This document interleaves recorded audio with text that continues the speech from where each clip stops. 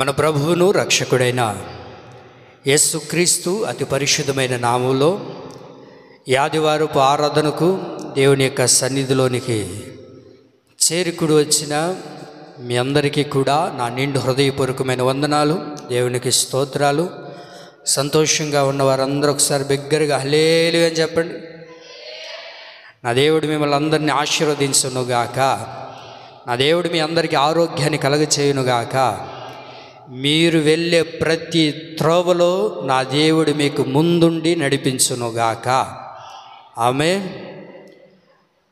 June నెల మొదటి రోజు ఈ నెల వాగ్దానాన్ని మనం అందరము చదువుకుందాం. మీ కొరకు ప్రార్థన చేస్తూ ఉన్నప్పుడు ప్రభు నాతో మాట్లాడిన మాట, మీకు చెప్పమన్న మాట యిర్మీయా ప్రవచన గ్రంథం 15వ అధ్యాయం. యిర్మీయా ప్రవచన గ్రంథం, అందరూ బైబిల్ తీయాలి. యిర్మీయా 15:11 వాక్యం నేను చదువుతాను, మీరు ఆలకించండి. యెహోవా నిశ్చయముగా నీకు మేలు చేయవలెనని నేను నిన్ను బలపరుచుచున్నాను. ఈ నెల వాగ్దానం, నిశ్చయముగా నీకు మేలు చేయవలెనని నేను నిన్ను బలపరుచుచు ఉన్నాను. నేను నిన్ను బలపరుచుచు ఉన్నాను. నేను నిన్ను బలపరుచుచు ఉన్నాను. ఇదిగో గడిచిన 5 నెలలు ప్రభు మనల్ని కాపాడి, ఈ 6వ నెలలో ప్రభు మనల్ని అందరినీ ప్రేమించి మనల్ని ఉద్దేశించి ప్రభు అంటారు, నిశ్చయముగా నీకు మేలు చేయవలెనని నేను నిన్ను బలపరుచుచు ఉన్నాను. 5 నెలలు ఏ బలహీనతల్లో ఉన్నావో తెలియదు, కానీ ఏ ఇబ్బందుల కొలిమిలో నడిపించబడుతున్నావో నాకు తెలియదు, కానీ ఏ పరిస్థితులను బట్టి నువ్వు బలహీనపరచబడ్డావో, ఏ పరిస్థితులు నీ జీవితంలో ఎదురయ్యి కృంగిపోయి కృషించిపోయి నశించిపోయి ఇంకా నా వల్ల కాదు, ఈ 2025వ సంవత్సరం అన్నా బాగుంటుందిలే, మంచిగా బ్రతకచ్చులే, ఆనందంగా జీవించచ్చులే, సస్యశ్యామలంగా ముందుకు కొనసాగింపబడచ్చులే అని అనుకుంటే ఈ 5 నెలలు కూడా ఎన్నో కష్టాలు, ఎన్నో ఒడిదొడుకులు, ఎన్నో ఇబ్బందులు, ఎన్నో అవరోధాలు, ఎన్నో నన్ను బలహీనపరిచిన సందర్భాలు ఉన్నాయి. ఒకవేళ ఉన్నాయేమో నాకు తెలియదు, కానీ ఇదిగో మనం ఆరాధిస్తున్న దేవుడు అంటారు, నిశ్చయముగా అంటే ఖచ్చితంగా ఈ నెలలో నీకు మేలు చేయడానికే నా దేవుడు నిన్ను బలపరచబోతూ ఉన్నాడు. ఆమేన్. ఆయన ఈ నెలలో మనలందరినీ బలపరచబోతున్న దేవుడు అంటారు, ఇదిగో నేను నిన్ను బలపరుచుచూ ఉన్నాను. మన దేవుడు మనల్ని బలహీనపరిచే దేవుడు కాదు, మనల్ని బలపరిచే దేవుడు. ఎవరైనా మనల్ని బలపరిచే దేవుడు, మనకి సపోర్టుగా నిలబడి మనల్ని ఉజ్జీవింపజేసి, ఎక్కడైతే మనం బలహీనపరచబోతున్నామో, ఏ పరిస్థితిని బట్టి బలహీనమైపోతున్నామో, ఇదిగో ఈ ఫలాని పరిస్థితిని బట్టి నేను బలహీనమైపోయానండి, ఇదిగో ఈ పరిస్థితిని బట్టి నేను బలహీనపరచబడిపోయాను, ఇదిగో నా బిడ్డలను బట్టి నేను బలహీనపరచబడిపోయాను, ఇదిగో నా భర్తను బట్టి నేను బలహీనపరచబడ్డాను, నా కుటుంబాన్ని బట్టి, నా పరిస్థితిని బట్టి, ఎన్నో పరిస్థితులు, వాటిని బట్టి ఒకవేళ బలహీనపరచబడ్డావేమో, దేవుడు అంటారు ఈ నెలలో నిశ్చయముగా ఖచ్చితంగా నేను నిన్ను బలపరుస్తాను. విశ్వసించండి, నమ్మండి. ఈ వాగ్దానాన్ని చేతబట్టి ఈ నెల నువ్వు ప్రార్థన చేయగలిగితే యేసయ్య అంటారు, నిశ్చయముగా నీకు మేలు చేయవలనని నేను నిన్ను బలపరుచుచూ ఉన్నాను. మనుషులు బలపరుస్తారు మనం ఎంతసేపు? ప్రతిరోజు మనల్ని బలపరుస్తారా? ప్రతిరోజు వచ్చి మనల్ని బలపరిచే మాటలు చెప్తారా అంటే బలపరచరు. 1 రోజు 2 రోజులో బలపరిచి వెళ్ళిపోతారు. కానీ మనం ఆరాధిస్తున్న దేవుడున్నారే, సర్వాన్ని సృష్టించిన దేవుడున్నారే, ఆ మహోన్నతుడైన దేవుడు ఈ నెలలో మనతో మాట్లాడుతున్న మాట ఏంటో తెలుసా? నేను నిన్ను బలపరుస్తాను. ఆమేన్. ఆయనే మనల్ని బలపరచడానికి, మనల్ని స్థిరపరచడానికి, ఏ పరిస్థితులను బట్టి అయితే కృంగిపోయామో, బలహీనపరచబడ్డామో దేవుడు ఈ 6వ నెలలో మనలందరినీ బలపరచునుగాక. అందుకే దేవుడు అంటారు, నేనే నిన్ను బలపరుస్తాను. అన్నీ కొన్ని తక్కువైనప్పుడు మనం కొన్ని పరిస్థితుల్లో బలహీనపరచబడతాం. ఇల్లు కట్టేటప్పుడు చూడండి, ఇసుక తక్కువైందనో, ఆ తర్వాత సిమెంట్ తక్కువైందనో, ఇటుక తక్కువైందనో, పనివారు లేరనో, లేకపోతే డబ్బు తక్కువైందనో, ఇలాంటి కొన్ని పరిస్థితులు ఎదురైనప్పుడు బలహీనపరచబడతాం. ఒక కార్యక్రమాన్ని మొదలుపెట్టేటప్పుడు ఆ కొన్ని కొరతలు కలిగినప్పుడు మనం బలహీనపరచబడతాం. కానీ పరిశుద్ధ గ్రంథంలో ఒక వ్యక్తి ఉన్నాడండి, ఆయనకు అన్నీ ఉన్నాయి, కానీ బలహీనుడైపోతూ ఉన్నాడు. అయితే తండ్రి వచ్చి అంటాడు, అబ్బాయి బలహీనపరచబడిపోవద్దు.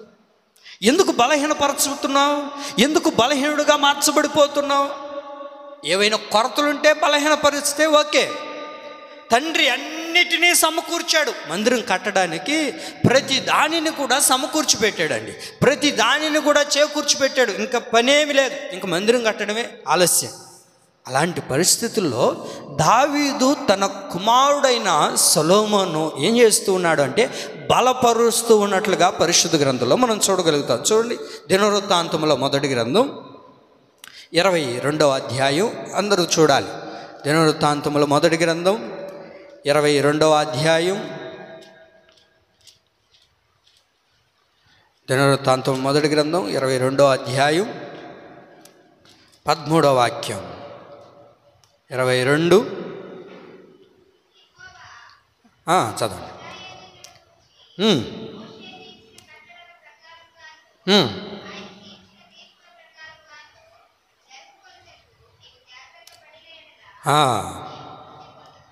ఇక్కడ గమనించండి, ధైర్యము తెచ్చుకొని బలముగా ఉండు, భయపడొద్దు, దిగులు పడకము. బలం తెచ్చుకో. నువ్వు ఎందుకు దిగులు పడుతున్నావు? ఏ పరిస్థితిని బట్టి దిగులు పడుతున్నావు? నీ కుటుంబంలో జరిగిన దాన్ని బట్టి నువ్వు దిగులు పడుతున్నావా? ఈ కుటుంబ భారాన్ని మోయలేక, జీవిత భారాన్ని మోయలేక, పరిస్థితుల్లో మనకు కొన్ని పరిస్థితులను బట్టి దిగులు పడిపోతూ ఉన్నాం. ఎందుకు దిగులు పడిపోతున్నావో నాకు తెలియదు, కానీ ఇదిగో యేసయ్య అంటారు, నువ్వు దిగులు పడొద్దు, నువ్వు బలం పొందుకోవడానికి ఈ నెలలో నేను నిన్ను బలపరచబోతూ ఉన్నాను. ఆమేన్. బలపరుస్తూ ఉన్నాడండి, ఒక మోటివేషన్ ఇస్తూ ఉన్నాడు. నువ్వు బలంగా ఉండాలి, నువ్వు అధైర్యపడిపోవద్దు, నువ్వు దిగులు చెందొద్దు, నువ్వు ధైర్యం కలిగి ఉండు, నేను నిన్ను బలపరచబోతూ ఉన్నాను. ఆమేన్. ఎందుకని దేవుడు మనల్ని బలపరుస్తున్నాడు? ఎందుకని దేవుడు ఈ నెలలో మనల్ని బలపరచాలని ఆలోచిస్తూ ఉన్నాడు? ఇక్కడ 2 విషయాలు నేను మీకు జ్ఞాపకం చేస్తాను. దేవుడు ఎందుకని మనల్ని బలపరచాలని అనుకుంటున్నారు? ఎందుకని ఆయన మనల్ని బలపరచాలని ఆశపడుతూ ఉన్నారు? చూడండి, మొదటిగా పేతురు రాసిన మొదటి పత్రిక 5వ అధ్యాయము, పేతురు రాసిన మొదటి పత్రిక 5వ అధ్యాయము 10వ వాక్యం. పేతురు రాసిన మొదటి పత్రిక 5వ అధ్యాయము 10వ వాక్యం.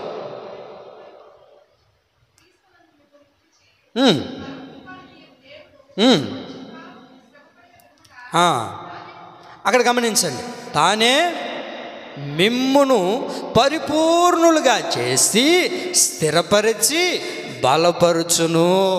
ఎందుకు ఈ నెలలో ప్రభు మనల్ని బలపరచాలనుకుంటున్నాడంటే మనం స్థిరపరచబడడానికి. దేనికి బలపరచాలనుకుంటున్నాడు ప్రభు అంటే మనల్ని స్థిరపరచడానికి. ఏదైనా దేవుడు కార్యం చేయకపోతే అటు వెళ్ళిపోవడం, ఏదైనా దేవుడు కార్యం చేస్తే మరలా దేవుడి కాడికి రావడం. దేవుడు బిడ్డలు ఇస్తే దేవుడి దగ్గరికి, దేవుడు బిడ్డలు లేదు, ఆలస్యమైందా, ఇంక దేవుడు లేదు. కొంతమంది చూడండి, ఒక స్థిరత్వం ఉండదు, అటు ఇటు తిరుగుతూ ఉంటారు, లోకంలోనికి మందిరంలోనికి, ఆ గుడికి ఈ గుడికి, ఈ గుడికి ఆ గుడికి, అన్నిటికీ తిరిగి తిరిగి తిరిగి తిరిగి ఉన్నదంతా దారపోసుకొని చివరికి మందిరానికి వస్తాం మరలా. దేవుడు ఈ నెలలో ఎందుకు మనల్ని బలపరచాలనుకుంటున్నాడంటే మనల్ని స్థిరపరచుటకు. చెప్పండి, దేనికోసం? స్థిరపడాలి. స్థిరత్వం లేదు కొంతమందికి, చంచల మనసు, స్థిరమైన మనసు లేదు. దేవుడు ఉద్యోగం ఇస్తే దేవుడు, లేకపోతే దేవుడు లేదు. దేవుడు కార్యం చేస్తేనే దేవుడు, ఆ కార్యం చేయలేదా ఇంక దేవుడు లేదు. నా దేవుని ప్రియులారా, ఈ నెలలో ప్రభు అంటారు, నువ్వు స్థిరంగా లేవు, స్థిరంగా నిలబడట్లేదు, ఆత్మీయతలో స్థిరత్వం లేదు, ప్రార్థనలో స్థిరత్వం లేదు, భక్తిలో స్థిరత్వం లేదు, ఏ విషయంలో కూడా ఒకవేళ స్థిరత్వంగా లేకుండా నడిపించబడుతున్నాం. అందుకనే ప్రభు అంటారు, నేను నిన్ను బలపరుస్తుంది. ఎందుకో తెలుసా? నీవు స్థిరపడడానికి. చెప్పండి, దేనికోసం? స్థిరపడడానికి. స్థిరత్వం లేకపోతే మన జీవితాల్లో అభివృద్ధి రాదు. ఒక ఉద్యోగం చేసే వాళ్ళని చూడండి. స్టార్టింగ్ ఉద్యోగం చేరారు అనుకోండి, ఒక మంచి కంపెనీలో చేరారు. స్టార్టింగ్ ఎంత ఇస్తారు? 10,000 ఇస్తారు. ఎక్కడైనా స్టార్టింగ్ 10,000 ఇస్తారు. వాడు నాకు 20,000 అంటే ఇస్తాడా? ఇస్తారు. ఎప్పుడు ఇస్తారు? ఒక సంవత్సరం తర్వాత ఒక 2,000 పెంచుతాడు. ఇంకొక 2 సంవత్సరాల తర్వాత నీ నమ్మకత్వాన్ని బట్టి, నీ స్థిరత్వాన్ని బట్టి, నువ్వు ఎంత బాగా పని చేస్తున్నావో ఆ తర్వాత కొంచెం పెంచుతాడు, ఆ తర్వాత మరలా పెంచుతాడు. అటు కాకుండా మన వాళ్ళు స్థిరపడరు. ముందు స్థిరపడకుండానే దేవుడు నన్ను ఆస్వాదించాలా, దేవుడు నన్ను దీవించాలి. నువ్వు స్థిరపడాలి కదా. ఏమండి? స్థిరపడినప్పుడు దేవుడు ఏమండి మనల్ని అంతకంతకు ఆస్వాదించడం ప్రారంభిస్తాడు. అందుకని ఒకవేళ స్థిరత్వం లేదు మనలో, చంచల ఆత్మ, అటు ఒకసారి ఇటు ఒకసారి, అటు ఒక పడవ ఏమండి, ఆ పడవ మీద ఒక్కాలు, ఈ పడవ మీద ఒక్కాలు, అటు ఒక కొంచెంసేపు ఇటు ఒక కొంచెంసేపు, ఎట్లా నడిపించబడితే జీవితాలు అభివృద్ధి పొందవండి, జీవితాలు ఆశీర్వాదకరంగా ఉండవు. దేంట్లో దేవుడు మనల్ని ఉంచుతాడో దాంట్లో మనం స్థిరపడే వారిగా ఉండాలి. అలా ఉండగలిగితే ఏమండి ప్రతి విజయాన్ని మనం చూడగలుగుతాం. అందుకని ప్రభు అంటారు, నువ్వు స్థిరంగా లేవు, నిన్ను స్థిరపరచడానికే నేను నిన్ను బలపరుస్తూ ఉన్నాను. చెప్పండి, దేనికోసం దేవుడు మనల్ని బలపరుస్తున్నాడంటే మనల్ని స్థిరపరచడానికి. సంఘంలో స్థిరపడాలి, మందిరంలో స్థిరపడాలి. ఎన్ని ఒడిదొడుకులు వచ్చినా, ఎన్ని కష్ట పరిస్థితులు వచ్చినా, ఎన్ని ఇబ్బంది పరిస్థితులు ఎదురైనా సరే దేవుడి నుంచి బయటికి వెళ్ళకూడదు. స్థిరంగా నిలబడే ఒక అనుభవంలో నిలబడాలనే ప్రభు ఈ నెలలో మనల్ని బలపరుస్తూ ఉన్నాడు. మరొక విషయాన్ని గమనిద్దాం. ఎందుకు దేవుడు మనల్ని బలపరుస్తున్నాడు అని అంటే, తిమోతికి రాసిన 2వ పత్రిక చూడండి. తిమోతికి రాసిన 2వ పత్రిక 4వ అధ్యాయము 17వ వాక్యం చూడండి.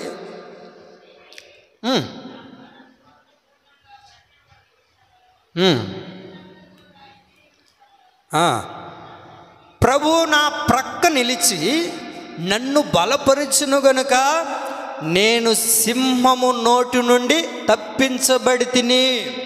ఎందుకు దేవుడు ఈ నెలలో మనల్ని బలపరచాలని ఆశపడుతున్నాడంటే, వినాలి, ఎందుకు బలపరుస్తూ ఉన్నాడు అని అంటే, భక్తుడు అంటారు, దేవుడు నా ప్రక్క నిలిచి నన్ను బలపరుస్తూ ఉన్నాడు. ఎందుకు బలపరుస్తున్నావు ప్రభువా అని అంటే, దేవుడు అంటారు, నేను వాక్యం చదివేటప్పుడు, ఎందుకు ప్రభువా మమ్మల్ని బలపరుస్తున్నా, ఈ నెలలో నువ్వు ఎందుకని మమ్మల్ని బలపరచాలని ఆశపడుతున్నావు అని అంటే, దేవుడు అంటారు, ఇదిగో నిన్ను మృంగబోయే సింహాలు ఎన్నో తిరుగుతున్నాయి. మీరు నా వైపు చూడాలి. నీ బిడ్డల్ని మింగబోయే సింహాలు ఎన్నో తిరుగుతున్నాయి లోకంలో. మనల్ని మింగబోయే సింహాలు, జంతువులు ఎన్నో మన ఎదుటే తిరుగుతూ ఉన్నాయి, మనల్ని పాడు చేయాలని, మనల్ని నాశనం చేయాలని, మన జీవితాల్ని తారుమారు చేయాలని మృగాలు ఎన్నో తిరుగుతున్నాయి లోకంలో. అందుకనే ప్రభు అంటారు, నేను నిన్ను బలపరుస్తుంది ఎందుకో తెలుసా? సింహము నోటి నుంచి తప్పించటానికి. సింహం నోటి నుండి పడకుండా మన కుటుంబాన్ని కాపాడడానికి, మన బిడ్డలను కాపాడడానికి. ఒక ఆడబిడ్డను బయటకు పంపిద్దామంటే భయపడిపోతున్నాం. అప్పుడప్పుడు నాకు అనిపిస్తుంటుంది, కొన్ని వార్తలు వింటుంటే, దేవానికి స్తోత్రం నాయన, నాకు 2 కొడుకులు ఇచ్చినావు ప్రభువా, నువ్వు గొప్ప దేవుడు నాయన. అప్పుడప్పుడు బాధపడుతుంటా, కూతుర్నిచ్చుంటే బాగుందని. కొన్ని వార్తలు నిన్నప్పుడు, వద్దురా స్వామి, కూతుర్లే వద్దనిపించేస్తుంది. 4 నెలలు పోయిన వారంలో ఒక వార్త వింటే, మీరు నమ్ముతారో నమ్మరో, 3-4 రోజులు అదే నాకు జ్ఞాపకం వస్తుంది. ఎంత చిన్న బిడ్డను కూడా పాడు చేస్తున్నారండి. చిన్న బిడ్డ, పసిప్రాయం బిడ్డ, ఆ బిడ్డను పాడు చేసి ఒక ముళ్ళ చెట్లలో పడేసాడు అక్కడ దుర్మార్గుడు. అలాంటి పరిస్థితులు చూస్తుంటే మన ఇంట్లో ఉన్న ఆడబిడ్డను బయటకు పంపించాలంటే ఎంత భయం వేస్తుంటుంది, ఎందుకనంటే అందుకే ప్రభు అనింది, ఇదిగో కొన్ని మృగాలు మనల్ని మింగే మృగాలు కొన్ని తిరుగుతున్నాయి బయట. ఏమండి, వయసు లేదు, వాళ్ళకి వయసు తారతమ్యం లేదు, చిన్న లేదు, పెద్ద లేదు, ముసలి లేదు, ముతక లేదు.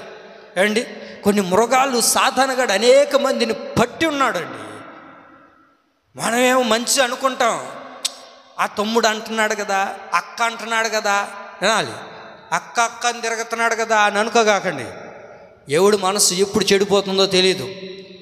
ఏమండి, ఎవడు ఎప్పుడు మృంగతాడో తెలియదు. సాతానుగాడు వాడిని ఆవరిస్తే మన జీవితాలు పాడైపోతాయి. అందుకని ప్రభు అంటూ ఉండదు, ప్రభు నా ప్రక్క నిలిచి ఏం చేశాడు, నన్ను బలపరుస్తూ ఉన్నాడు. ఎందుకు ప్రభు అంటే, ఇదిగో నేను సింహము నోటి నుంచి నిన్ను తప్పించడానికి, నీ బిడ్డలను తప్పించడానికి, నీ కుటుంబాన్ని తప్పించడానికి, నిన్ను తప్పించడానికి.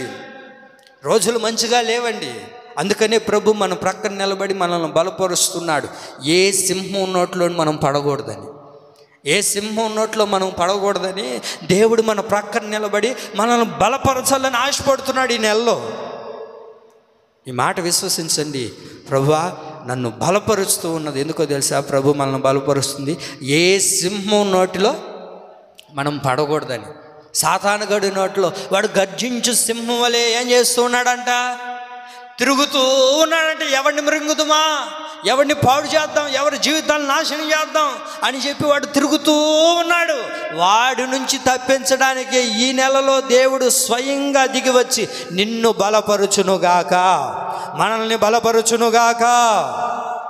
దేవుని ప్రియులారా, ఈ నెలలో మీరు ఈ మాట చేతబట్టి, ప్రభువా నిశ్చయముగా నాకు మేలు చేయవలననే నీవు నన్ను బలపరుస్తున్నావయ్యా. ఆయన ఒక మేలును చేయడానికే మనల్ని బలపరుస్తున్నాడండి. ఈ నెలలో ఈ వాగ్దానం మన జీవితంలో నెరవేర్చునుగాక. ఎప్పుడు దేవుడు మనల్ని బలపరుస్తాడు. ఎందుకు దేవుడు బలపరుస్తున్నాడో చెప్పాను. ఎందుకు బలపరుస్తున్నాడు ఆయన అంటే, మనల్ని స్థిరపరచడానికి, రెండోది సింహము నోటి నుంచి తప్పించడానికి. ఎప్పుడు దేవుడు మనల్ని బలపరుస్తాడు. ఈ బలం అనేది మనకు చాలా అవసరమైంది. ఈ బలం అనేది మనకు చాలా ప్రాముఖ్యత అయినది. ఎప్పుడు దేవుడు మనల్ని బలపరుస్తాడు, ఎలాంటి పరిస్థితుల్లో ఉన్నప్పుడు దేవుడు మనల్ని బలపరుస్తాడు, ఆయన మనల్ని బలపరచాలంటే మనం ఎలా ఉండాలి అని ఒక 2-3 మాటలు నేను మీకు జ్ఞాపకం చేస్తాను. చూద్దామా? మొదటిగా, ఎప్పుడు దేవుడు మనల్ని బలపరుస్తాడు అని అంటే, కలిగిన స్థితిలో ఉండినప్పుడు. ఏదైతే మనం కలిగి ఉన్నామో కలిగిన స్థితిలో ఉండడం నేర్చుకున్నప్పుడు దేవుడు మనల్ని బలపరుస్తాడు. చెప్పండి, ఎప్పుడు బలపరుస్తాడు ఆయన? మనకు కలిగిన స్థితిలో మనం ఉన్నప్పుడు దేవుడు మనల్ని బలపరుస్తాడు. చూస్తారు. ఫిలిప్పీలకు రాసిన పత్రిక, ఫిలిప్పీలకు రాసిన పత్రిక 4వ అధ్యాయము, ఫిలిప్పీలకు రాసిన పత్రిక 4వ అధ్యాయము 11 నుంచి చదువుతారా? 11, 12, 13 వాక్యాలు చదవండి మా.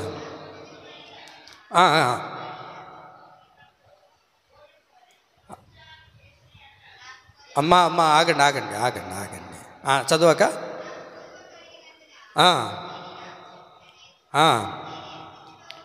నేను ఏ స్థితిలో ఉన్నాను ఆ స్థితిలో సంతృప్తి కలిగి ఉండుట నేర్చుకొని ఉన్నాను.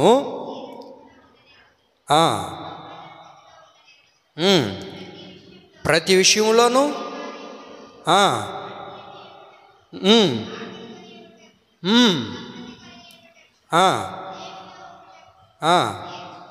నేర్చుకొని ఉన్నాను.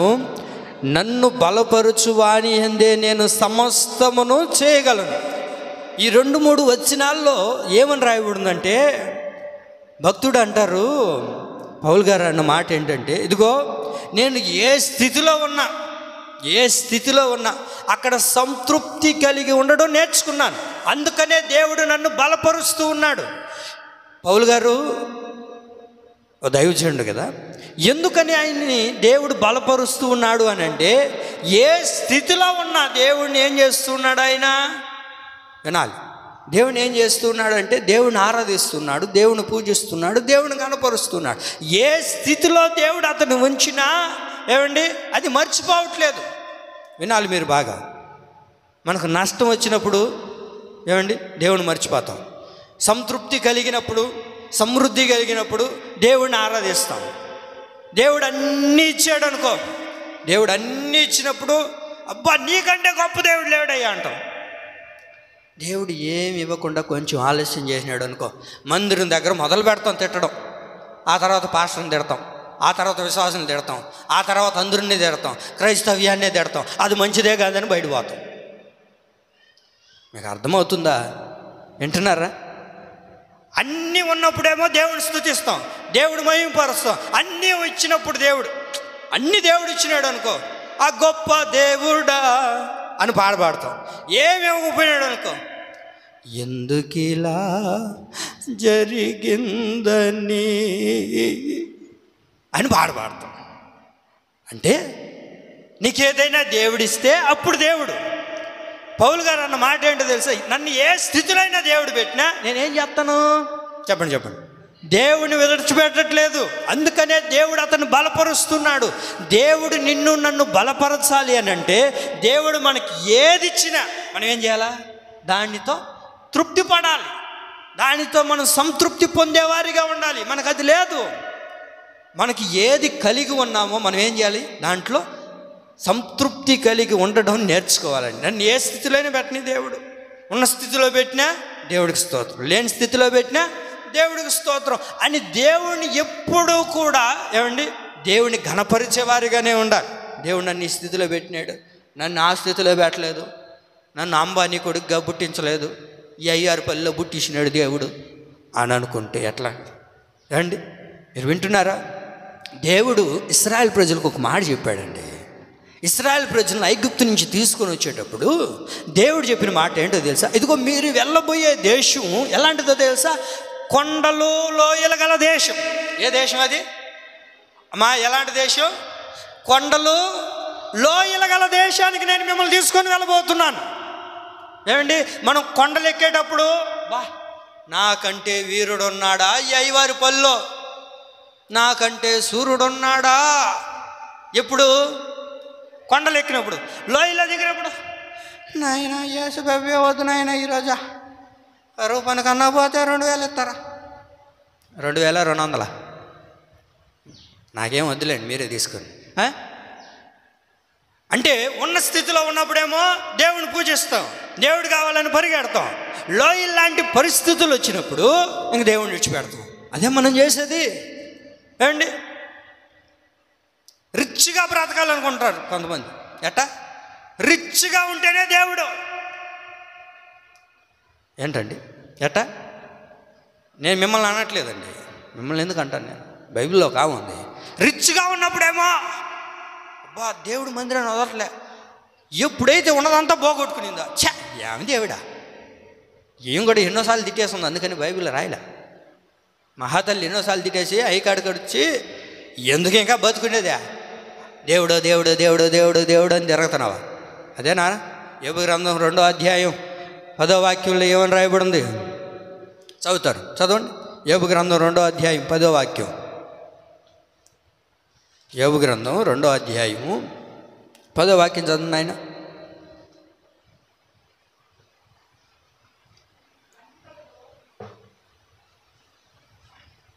ఆ 9వ వాక్యం, పై వాక్యం చదవండి. భార్య వచ్చి నీవింకను యథార్థతను వదలకుందువా, దేవుణ్ణి దూషించి, అది దేవుణ్ణి దూషించి సావకూడదు. దేవుడు మనకి ఇట్లాంటి బతికిచ్చినాడు. అందరూ చేపలు తెచ్చుకొని వండుకుంటుంటే మనకేమో పచ్చడి మెతుకులా ఎవడు తింటాడు? నాకు ఆ రోజుల్లోనే మంచి సంబంధం వచ్చి వైజాగ్ నుంచి, పిల్లోడు ఎట్టున్నాడు తెలుసా, రింగ్ ఇంటికి అబ్బాయికి ఓన్ చేసుకుని ఉంటే ఏమైపోయిండు? దేవుడు నిన్ను ఈ స్థితిలో పెట్టినాడు. కొంతమంది అదే, నేను అబ్బాయిని చేసుకుంటే ఆ అబ్బాయి పోలీసు తెలుసా? ఎవరంట? పోలీసు. అమ్మ ఉండేది నా లైఫ్, నిన్ను చేసుకున్నా నా బతికెట తెల్లారింది. మా నిన్ను దేవుడు ఏ స్థితిలో ఉంచాడో ఆ స్థితిలో నువ్వేం చేయాలా? సంతృప్తి కలిగి జీవించంతే. అప్పుడు దేవుడు నిన్ను బలపరచడం ప్రారంభిస్తాడు. పౌలు గారిని ఏం చేశాడు దేవుడు? ఏ స్థితిలో ఉంచినా సంతృప్తి కలిగి ఉన్నాడండి. అంతే. ఇది నాకు ఇవ్వలేదే దేవుడు, నన్ను ఈ స్థితిలో పెట్టాడే, ఇలాంటి పరిస్థితులు ఎదురయ్యే, అసలు నాకు ఎందుకు వచ్చిన గోల, నేను ఎంతవంటి గొప్పవాడిని, ఎటువంటి ఆస్తి కలిగిన వాడిని, నాకెందుకు ఈ దౌర్భాగ్యం అని అనుకోలేదు పౌలు గారు. ఏ స్థితిలో ఉన్నా తనొక్కటే నేర్చుకున్నాడండి. తనొక్కటే నేర్చుకున్నాడు. ఏంటో తెలుసా? ఏ స్థితిలో దేవుడు ఉంచినా ఏమండి సంతృప్తి కలిగిన జీవితాన్ని అనుభవిస్తున్నాడు. ఈరోజు సంతృప్తి లేదు మానవుడికి. సంతృప్తి లేకుండానే బ్రతుకులు ఇలా తెల్లారిపోతుంది. సంతృప్తి కలిగి ఉంటే వినాలి, సంతృప్తి కలిగి ఉంటే యుద్ధాలు జరుగుతాయా? ఏంటండి సైలెంట్గా ఉన్నారు? సంతృప్తి కలిగి ఉంటే, ఇప్పుడు పాకిస్తాన్ వాడికి ఉన్నది ఉంది, భారతదేశానికి ఉండేది ఉంది. ఎవడు కూడా ఉన్నది పెట్టుకోని అమ్మగా ఉంటే ఏ ఇబ్బంది లేదుగా, ఏ భారం లేదుగా. ఆడెందుకు వస్తున్నాడు యుద్ధానికి? అమ్మా నాకు తెలియదు, మీరు జ్ఞానం కలిగిన వాళ్ళుగా చెప్పండి, ఎందుకు వచ్చినాడు యుద్ధానికి? పక్కనున్న రాష్ట్రాన్ని కోసం ఇది మాకు కావాలి, ఉన్నదాంతో తృప్తి ఉంటే ఏమండి అన్నీ సర్దుమనిగేవిగా, అన్నీ సమాధానంగా ఉండేటివి. తృప్తి లేదు మానవుడికి. ఏమండి దేశానికి తృప్తి లేదు, దేశంలో బ్రతుకుతున్న మానవుడికి తృప్తి లేదు. అందుకనే ఎన్నో నష్టాలు, ఎన్నో ఇబ్బందులు, ఎన్నో శోధనలు, ఎన్నో కష్టాలు తెచ్చిపెట్టుకుంటున్నాం. ఉన్నదాంతో తృప్తి లేదు, ఉన్నదాంతో తృప్తి పొందట్లేదు. ఇప్పుడు ఏమి నడుస్తుంది? బెట్టింగ్. ఇప్పుడు క్రికెట్ కదా జరుగుతున్నాయి, ఇంకా మ్యాచ్ జరుగుతున్నాయి, నేను చూడలేండి, జరుగుతున్నాయా? మ్యాచ్ జరిగేటప్పుడు ఏం చేస్తారు? బెట్టింగ్స్ పెట్టుకుంటుంటారు, ఉన్నదంతా బాగొట్టుకోవడానికి. ఇటు పని బాట ఉండదు వీళ్ళకి. ఒక్క నిమిషంలోనే 1000 పెడితే ఎంత రావాలా? 10,000 వచ్చేయాలి. 10,000 పెడితే 50,000 రావాలా? 50,000 పెడితే 1,00,000 వచ్చేయాలా? బా తృప్తి లేదు. తృప్తి లేకుండానే ఉన్నదంతా పోగొట్టుకుంటున్నారు. పౌలు గారు ఉన్న దానితో తృప్తి పొందుతున్నాడండి, ఉన్న దానితో సంతృప్తి పొందుతున్నాడు. మరి ఏ స్థితిలో ఉండగలుగుతున్నాం? రిచ్గా ఉంటుంది అమ్మగారు రిచ్గా ఉన్నప్పుడేమో దేవుణ్ణి స్తుతించింది, ఇప్పుడు ఏమి లేని పరిస్థితుల్లోనేమో దేవుని దూషించమని అడుగుతుంది. నా దేవుని ప్రియులారా, దేవుడు మనల్ని ఏ స్థితిలో పెట్టినా, ఏ పరిస్థితుల్లో మనల్ని దేవుడు ఉంచినా మనం ఏం చేయాలో తెలుసా? ఏమండి సంతృప్తి కలిగిన వారుగానే బ్రతకాలి. అలా ఎప్పుడైతే సంతృప్తిగా ఉన్నాడు కనుకనే పౌలు గారిని దేవుడు ఏం చేశాడు? బలపరుస్తూ ఉన్నాడు. వాళ్ళందరికీ ఉద్యోగం వచ్చింది, మాకు రాలేదే, మాకు ఎట్టే ఉన్నామే అని అనుకోవద్దు. నిన్ను ఏ స్థితిలో దేవుడు ఉంచినా ఆ స్థితిలో సంతృప్తి కలిగి ఉండు. ఏ జీవితం ప్రభు మనకి ఇచ్చాడో ఏమంటే దాంట్లో మనం సంతృప్తి కలిగి ఉంటే దేవుడు మనల్ని ఆశీర్వదిస్తాడు. ఆ మధ్య 2 వ్యక్తులు వచ్చారు మందిరానికి. 2 వ్యక్తులు వచ్చి ప్రార్థన చేసుకుంటున్నాడు. ఒకడు ప్రార్థన చేసుకుంటున్నాడు, ప్రభువా నేను ఎన్నిసార్లు ప్రార్థన చేయండి నాయన, నీకు ఇంట్లోకి ఒక ఏసీ కావాలా, కారు కావాలా, అందరూ బాగా బతుకుతున్నారు, నా జీవితం ఏం తిట్టుంది అని బోరు నడిచి ప్రార్థన చేస్తున్నాడు ఒకడు. అయితే ఆడు పక్కనే ఇంకొకడు ప్రార్థన చేస్తున్నాడు. ఆడేమని ప్రార్థన చేస్తున్నాడు తెలుసా అండి? ప్రభువా నాకు 2 చెవులు ఇచ్చినావు నాయన, నీకు స్తోత్రం నాయన. ప్రభువా నాకు 2 కాళ్ళు ఇచ్చినావు నాయన, స్తోత్రం నాయన. ప్రభువా నాకు 2 కళ్ళు ఇచ్చినావు నాయన, నీకు స్తోత్రం ప్రభువా. ప్రభువా నాకు వెనకాల ఏముంటాయి? రాళ్ళ కిడ్నీలు కదంటండి, అది చెప్పండి. రాళ్ళు వద్దులే మనకు. వెనకాల 2 కిడ్నీలు ఇచ్చినావు ప్రభువా, నీకు స్తోత్రం. అంతేనా? ఒకటి ఉండేవాళ్ళు కూడా బతుకుతున్నారుగా. ఈడు అట్ట ప్రార్థన చేస్తుంటే ఈ పక్కన కళ్ళు తెలుసుకొని చూస్తా, ఎవడురా ఈడా? కాళ్ళు ఇచ్చినావు అంటున్నాడు, చెవులు ఇచ్చినావు అంటున్నాడు, కళ్ళు ఇచ్చినావు అంటున్నాడు, కిడ్నీలు ఇచ్చినావు అంటున్నాడు, ఎవడురా ఈడు అని చెప్పి చూస్తూ ఉన్నాడంట. ఆడు అన్నీ ప్రార్థన చేస్తున్నాడు. ఆ తర్వాత ఏమండి ఆడిని తిరిగి చూస్తే వాడు అన్నిటి కోసం చేస్తున్నాడు కానీ ఒకదాని కోసం చేయట్లేదంట. ఏంటో తెలుసా? వాడికి 2 చేతులు లేవు. ఇటు పక్క ప్రార్థన చేస్తున్నాడు, ఆడికి 2 చేతులు లేవు. కానీ వాడు ఏమని ప్రార్థన చేస్తున్నాడు?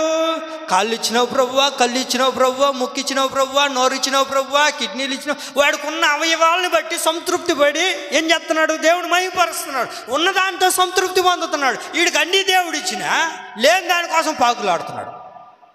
మీకు అర్థమైందా? దేవుడు మనకి ఏమి ఇచ్చాడో దాంట్లో సంతృప్తి కలిగి ఉంటే దేవుడు ఖచ్చితంగా మనల్ని దీవించడం ప్రారంభిస్తాం. లేని దానికోసం పాకులాడడం ఎందుకో? లేని దానికోసం పాకులాడడం ఎందుకండి? అవునా కదా? మీరు చదువుకున్నారా? చిన్నప్పుడు బడికి పోయినారో లేదో నాకు తెలియదు, పోయి ఉంటారులేండి. పోయినప్పుడు ఒక కథ రాస్తున్నారు తెలుసా మీకు? ఒక నక్క, ద్రాక్ష చెట్టు. Very good. ఏం చేస్తుంది? ఎగిరింది ఎగిరింది ఎగిరింది, లాస్ట్కి ఏమైంది? ఛ, ఇది అట్లా ఏమండి, లేని దానికోసం పాకులాడి దేవుడిని తిట్టకుండా ఏమి ఇచ్చాడో దాంట్లో సంతృప్తి పొందుదాం, అంతే కదా? నేను రత్నమ్మ కన్నా పెద్ద, నేను రత్నమ్మ కన్నా పెద్ద, ఆమె అది మా మీద ఉండేది, నేనేమో ఇంకా టీచర్ అనుకోబాక. నిన్ను ఏ స్థితిలో పెట్టాడు చెప్పండి అండి? ఏం సైలెంట్ కూడా. నీకు టీచర్గా పెట్టినాడు, నువ్వేం చేయాలి? దాంట్లో సంతృప్తి పొందాలి. నిన్నేం పెట్టాడు? నిన్నే స్థితిలో పెట్టాడు, ఆ స్థితిలో మనం ఏం చేయాలి? సంతృప్తి. నేను ఇంకా ఆయమ్మ, నేను ఇంకెప్పుడు టీచర్ అయ్యేదంటే నువ్వు ఎట్లా టీచర్ అవుతావు? ఆయమ్మ టీచర్ అవుతుందా అమ్మా? చెప్పండి అండి. చదువు ఉంటే అవుతుంది, కానీ నిన్ను ఏ స్థితిలో పెట్టాడు ఆ స్థితిలోనే కదా సంతృప్తి పొందాలి. లేని దానికోసం పాకులాడటం ఎందుకు? ఇది దేవుడిచ్చాడు. ఇది లేని వాళ్ళు కూడా ఉన్నారుగా, అది లేని వాళ్ళు కూడా ఉన్నారు కదా. అరే దేవుడు నాకు ఇది ఇచ్చాడు కాబట్టి దాంట్లోనే నువ్వు సంతృప్తి పొందితే దేవుడు ఖచ్చితంగా మనల్ని బలపరచడం ప్రారంభిస్తాడు. పౌలు గారు ఉన్న దాంట్లో ఏమయ్యారు? సంతృప్తి పొందాడు కనుకనే దేవుడు అతన్ని బలపరుస్తూ ఉన్నాడు. ఆమె అర్థమైందా మీకు? ఎప్పుడు దేవుడు బలపరుస్తాడు? మనకు కలిగిన దాంట్లో సంతృప్తి కలిగి ఉంటే దేవుడు ఖచ్చితంగా మనల్ని బలపరుస్తాడు. రెండవ విషయం చెప్తాను. ఎప్పుడు దేవుడు మనల్ని బలపరుస్తాడు అని అంటే, రెండోదిగా వినాలి. న్యాయాధిపతుల గ్రంథం 16వ అధ్యాయం, న్యాయాధిపతుల గ్రంథం 16వ అధ్యాయం నా వైపు చూడాలి. ఇంకా ఇక్కడ ఒక చరిత్ర రాయబడింది. ఇక్కడ ఎవరి గురించి రాయబడింది అంటే సంసోను గురించి రాయబడింది. వినాలి, నా వైపు చూడండి. సంసోను గురించి రాయబడింది. న్యాయాధిపతులు 16వ అధ్యాయం, నా వైపు చూడండి. ఇక్కడ జరిగిన సందర్భం చెప్తాను. అయ్యగారు ఒక ఆమెను ప్రేమించాడు. సంసోను ఒక వ్యక్తిని ప్రేమించాడు. ప్రేమించిన తర్వాత ఆమె దగ్గర ఉన్నప్పుడు ఆమె దగ్గరికి కొంతమంది వచ్చారండి.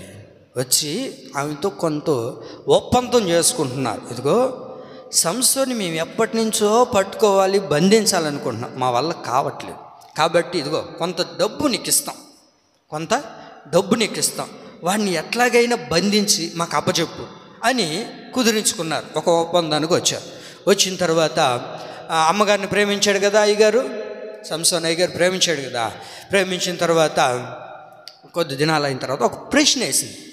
ఏమని ప్రశ్న వేసిందో తెలుసా? సంసోన్ని, సంసోన్ నీ బలం ఎక్కడుంది, నీ బలం ఎక్కడుంది అని ఒక ప్రశ్న అడిగినప్పుడు సంసోన్ ఏం చెప్పాడు తెలుసా? నా బలం ఎక్కడుందో తెలుసా? ఇదిగో నా బలం ఎక్కడుందో తెలుసా? ఎట్లా చెప్తా. నా బలం ఎక్కడుందంటే, నా బలం ఎక్కడుందంటే ఏమండి, నిరవంజి చెట్లు ఉన్నాయి చూసావా? ఆ 7 నిరవంజి చెట్లను తీసుకొని వచ్చి నన్ను కట్టేసావనుకో, నా బలం అంతా పోతుంది. ఏంటిదంట? నిరవంజి చెట్లను తీసుకొని వచ్చి కట్టేవనుకో, నా బలం అంతా పోతుంది అని చెప్పాడు. చెప్పిన తర్వాత ఆమె ఏం చేసిందో తెలుసండి, వాటిని తీసుకుని వచ్చి కట్టేసింది. కట్టేసిన తర్వాత ఏం చేశాడు తెలుసా? కట్టేసిన తర్వాత అమ్మగారు అనింది ఢిల్లీలో, ఏమంటుందో తెలుసా? ఇదిగో శాంసోన్, ఇదిగో శత్రులు దండెత్తి వస్తూ ఉన్నారు అన్న వెంటనే ఏం చేశాడు? అన్నిటినీ తెంచుకొని బయటకు వచ్చేసాడు. అన్నిటినీ తెంచుకొని వచ్చేసాడు. వచ్చేసిన తర్వాత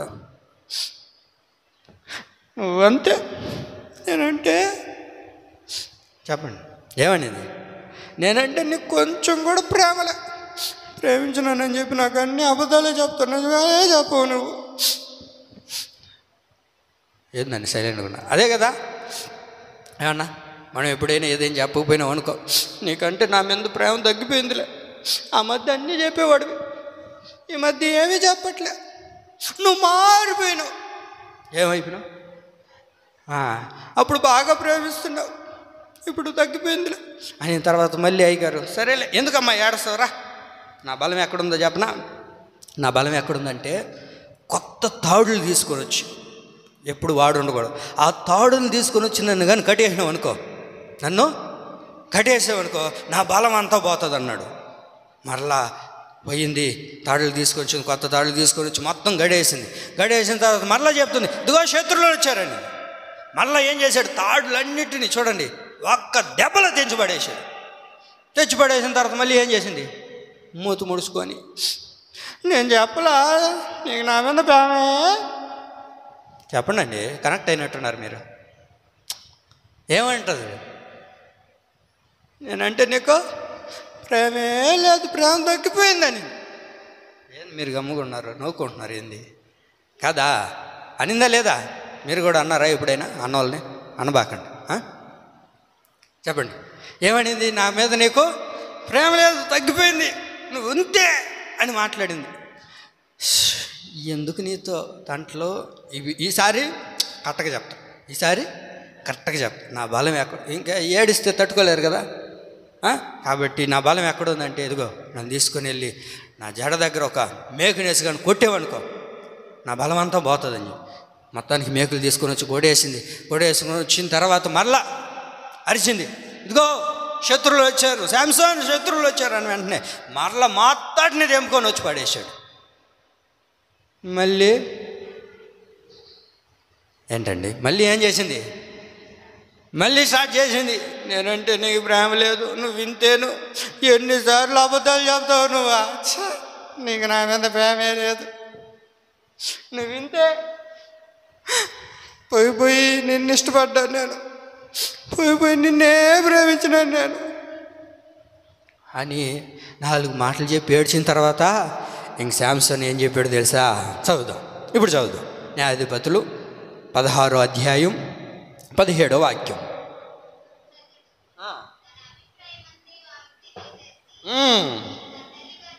గమనించండి, నేను నా తల్లి గర్భము నుండి పుట్టినదని మొదలుకొని దేవునికి నాజూరు చేయబడిన వాడును. నా తల మీదకి మంగళకత్తి రాలేదు. నాకు క్షౌరము చేసిన ఎడల నా బలము నాలో నుండి తొలగిపోతాను. నాకు ఎప్పుడైతే క్షౌరం చేస్తావో నా బలం నాలో నుండి తొలగిపోతుంది. ఇప్పుడు శాంసన్ బలం ఎక్కడుంది అని అంటే తల వెంట్రుకల్లో ఉంది. శాంసన్ బలం ఎక్కడుంది? మీరు చాలా శ్రద్ధగా వింటే కొంచెం ఈ కాన్సెప్ట్ మీకు అర్థమవుతుంది. మీరు వినాలి జాగ్రత్తగా. శాంసన్ యొక్క బలం ఎక్కడుంది? తల వెంట్రుకల్లో ఉంది. తల వెంట్రుకల్లో ఉంది.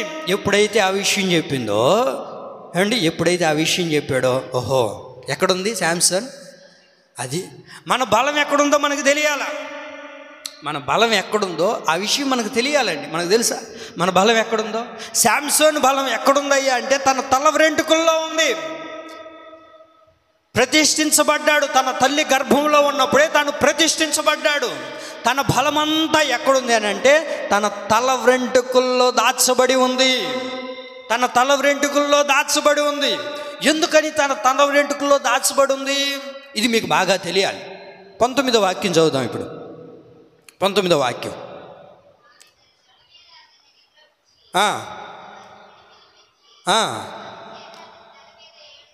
అక్కడ మీరు గమనించాలి, అతని తల మీద 7 జడలను అని రాయబడింది. ఎన్ని జడలు? అందరికి ఎన్ని ఉంటాయి? అందరికి ఒకటి ఉంటాయి. కానీ అయ్యగారికి ఎన్ని ఉన్నాయి? ఈ విషయం మీరు బాగా ఆలోచించండి. ఎన్ని జడలు ఉన్నాయి అయ్యగారికి? 7 జడలు ఉన్నాయి. మీరు ఎప్పుడైనా విన్నారా? 7 వారాల గురించి ఉంటారు. 7 వారాలు కానీ మా మందిరానికి వస్తే బాగా అయిపోతారని చెప్పినప్పుడు ఇన్నుండారు. ఏమండి 7 వారాలు కానీ మీరు అటా తిరగతా ఉంటే అక్కడికి బాగా అయిపోతుందని ఉంటారు. కానీ 7 జడల గురించి మీరు ఎప్పుడైనా విన్నారా? 7 జడల గురించి మనం తెలుసుకోవాలి. ఇప్పుడు శాంసన్ నీ బలం ఎక్కడుందంటే 7 జడల్లో దాచబడి ఉంది. 7 జడల అనుభవం మనలో ఉండాలి. 7 జడలు దేనిని సూచిస్తూ ఉన్నాయి అని అంటే ఉపదేశాన్ని సూచిస్తూ ఉన్నాయి. దేనిని సూచిస్తుంది? ఉపదేశాన్ని సూచిస్తూ ఉంది. ఉపదేశములో ఎవరైతే కట్టబడతారో వారిని దేవుడు బలపరచడం ప్రారంభిస్తాడు. ఆమేన్. మీకు అర్థమైందా నా మాటలు? 7 జడలు ఉపదేశముతో కట్టబడాలి సంఘం. ఒక ఆత్మీయుడు ఉపదేశంతో కట్టబడాలి. శాంసోన్ నీకు ఇంత బలం ఎలా వచ్చింది, ఇంత బలం ఎలా దేవుడు నీకు ఇచ్చాడు అని అంటే ఉపదేశంలో కట్టబడ్డాడు. కొత్త తాడుల్లో లేదు అతని బలం, కొత్త తాడుల్లో లేదు అతని బలం, మేకుల్లో లేదు అతని బలం, చెట్టులో లేదు అతని బలం. ఎక్కడుందయ్యా నీ బలం అంటే ఏమండి 7 జడల్లో ప్రతిష్ఠించబడిన జడల్లో అతని బలం ఉంది, తన తల వెంట్రుకల్లో ఉంది. ఆ దేవుని ప్రియులారా, 7 జడలు అంటే ఉపదేశానికి సాదృశ్యంగా మనకు కనబడుతుంది. అనగా ఉపదేశం 7 అనుభవాలు కలిగిన ఏమండి ఉపదేశం మనలో ఎప్పుడైతే ఉంటుందో అప్పుడు నువ్వు బలము కలిగిన వ్యక్తిగా ఉంటావు. అది మనకు ఉండాలి, మన సంఘానికి ఉండాలి, ఒక ఆత్మీయుడికి ఉండాలి. ఆ 7 అనగా వినాలి. 7 అనగా రాసుకోండి. 1 మారు మనసు, బాప్తిస్మము, పరిశుద్ధాత్మ, వేరుబాటు జీవితం, సంపూర్ణ పరిశుద్ధత, దైవిక స్వస్థత, దేహ విమోచన. 7 అనుభవాలు నీలో ఉండాలి. దానిలో ఉంది బలం. ఆ ఉపదేశంలో కట్టబడుతున్నావా? ఎవరైనా ఇదిగో పలానా దగ్గరకు వస్తే ఈ అట్టుపండు తింటే బాగా అయిపోతుంది, ఈ అట్టుపండు తింటే బిడ్డలు కూడా అవుతారు, ఇదిగో ఇదిగో ఇక్కడికి వెళ్తే ఆ మట్టి తింటే వచ్చేస్తారు, ఇదిగో ఈ నీళ్ళు తాగితే స్వస్థత వస్తుంది. ఏంటండి? ఇదిగో అక్కడ బారుతుండే కాలంలో నీళ్ళు ఉన్నాయి, అవి కానీ తాగితే. ఎప్పుడైనా ఇది విన్నారా? ఉపదేశంలో నువ్వు కట్టబడాలి. ఆ ఉపదేశం ఏంటి? ఉపదేశంలో కట్టబడడం అంటే మారు మనసు ఉండాలి, బాప్తిస్మ ఉండాలి, పరిశుద్ధాత్మ ఉండాలి, వేరుబాటు కలిగిన జీవితం ఉండాలి, సంపూర్ణ పరిశుద్ధత ఉండాలి, దైవిక స్వస్థత ఉండాలి, దేహ విమోచన ఉండాలి. ఈ ఉపదేశంలో సంఘం కట్టబడాలి. ఈ ఉపదేశం మీద సంఘం కట్టబడితే దేవుడు నిలబెట్టడం ప్రారంభిస్తాడు. బుద్ధిమంతుడు ఎక్కడ ఇల్లు కట్టాడంట? బుద్ధిమంతుడు బండ అని క్రీస్తు అనబడిన ప్రభు అయిన యేసు క్రీస్తు మీద తాను కట్టుకున్నాడు. అలా ఉపదేశం మీద కట్టబడుతున్నామా? అలా ఉపదేశం మీద నువ్వు నేను ఎప్పుడైతే కట్టుకోవడం ప్రారంభిస్తామో దేవుని ప్రియులారా, దేవుడు ఆటోమేటిక్గా దేవుడు మనల్ని బలపరచడం ప్రారంభిస్తాడు. ఈ అనుభవాలు మనకు కావాలి. శాంసోన్లో అనుభవం ఉందండి. అలాంటి అనుభవాల్లో నడిపించబడుతున్నాడు. ఎంతవరకు ఈ అనుభవాల్లో మనం ఉన్నాం? ఈ అనుభవాల్లో ఎంతవరకు మనం ముందు కొనసాగించబడగలుగుతున్నాం? క్రీస్తు అనే బండ మీద మన ఇల్లు కట్టుకోగలుగుతున్నామా? క్రీస్తు అనే బండ మీద మన హృదయాన్ని స్థిరపరచుకోగలుగుతున్నామా? మన ఆత్మీయతను కట్టుకోగలుగుతున్నామా? ఈరోజు నువ్వు ఉపదేశం లేదు సంఘాల్లో. ఎంతసేపు ఆశీర్వాదాలు, మీరు దీవించబడతారు, మీరు వెళ్ళిపోతారు, మీరు వస్తారు. కాదండి, ఉపదేశం మీద కట్టబడిన వాడు ఏమండి వాడు స్థిరంగా ఉంటాడు. బండ మీద కట్టబడిన ఇల్లు ఏముంది? పడిపోయిందా? తుఫాన్లు వచ్చినా, కష్టాలు వచ్చినా, ఇబ్బందులు కలిగినా, శోధనలు ఎదురైనా పడిపోయిందా? పడలేదు. ఉపదేశం మీద కట్టబడాలి సంఘం. సంఘం ఎప్పుడైతే ఉపదేశం మీద కట్టబడుతుందో అప్పుడు ఆ సంఘం నిలబడడం ప్రారంభిస్తుంది. దేవుని ప్రియులారా, నీవు నేను ఎప్పుడైతే ఉపదేశం మీద కట్టబడతామో దేవుడు అంతకంతకు మనల్ని ఆశీర్వదించడం ప్రారంభిస్తాడండి. ఎఫెసీ పత్రిక 2వ అధ్యాయం 20వ వాక్యం చదవండి. ఎఫెసీ పత్రిక 2వ అధ్యాయం 20వ వాక్యం.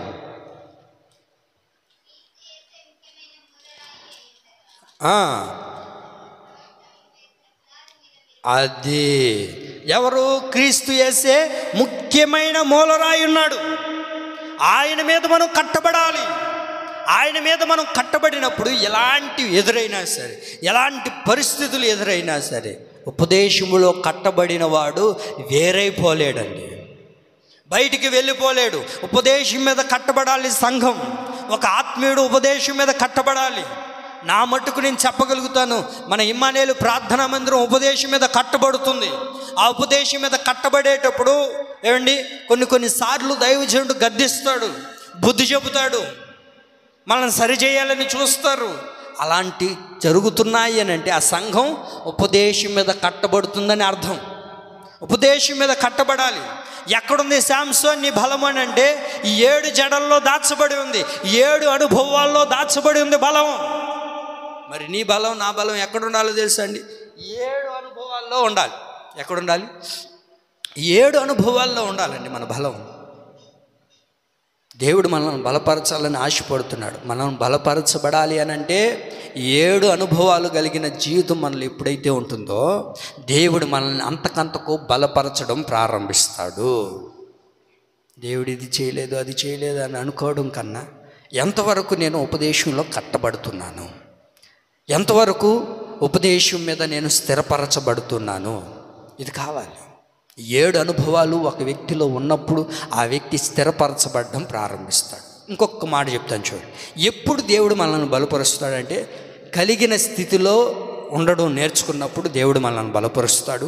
ఉపదేశంలో కట్టబడినప్పుడు, ఉపదేశంలో నిలబడినప్పుడు దేవుడు మనల్ని బలపరుస్తాడు.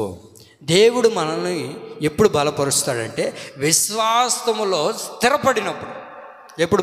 ఎప్పుడు విశ్వాసములో స్థిరపడినప్పుడు దేవుడు మనల్ని బలపరుస్తాడు. రోమపత్రిక 4వ అధ్యాయము 20వ వాక్యం.